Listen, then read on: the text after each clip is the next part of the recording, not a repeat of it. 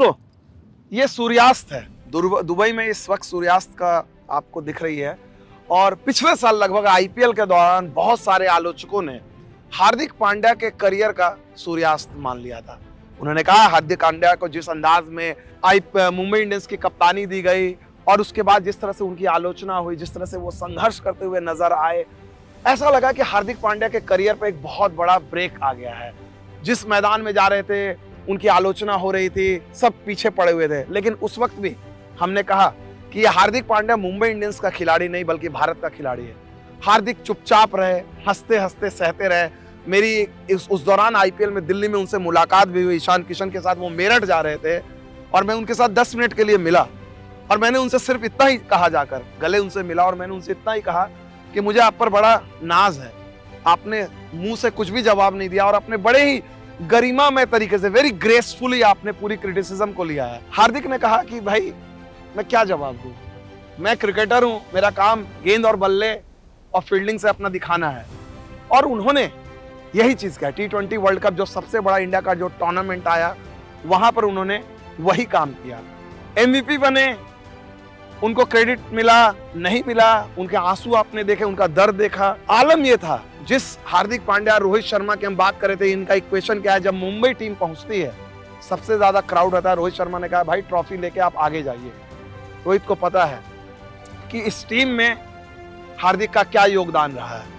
और उसके बाद से भी अगर आप देखो तो जिस तरह से हार्दिक को लगा कि भाई हार्दिक का रिडेम्पशन हो गया, T20 रोहित ने कप्तानी छोड़ दी थी, लगा कि हार्दिक कप्तान होंगे, लेकिन नहीं, पिक्चर अभी बाकी थी, या डर्टी पिक्चर कहा जाए हार्दिक के लिहाज से।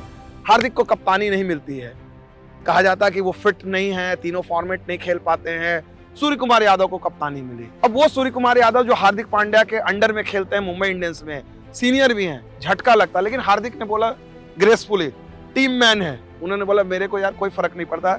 हमने खुद श्रीलंका में देखा हार्दिक और सूर्या का कॉम्बिनेशन, लग ही नहीं रहा था कि एक फॉर्मर कैप्टन है, एक करंट कैप्टन है। दोनों की बॉन्डिंग, दोनों की केमिस्ट्री।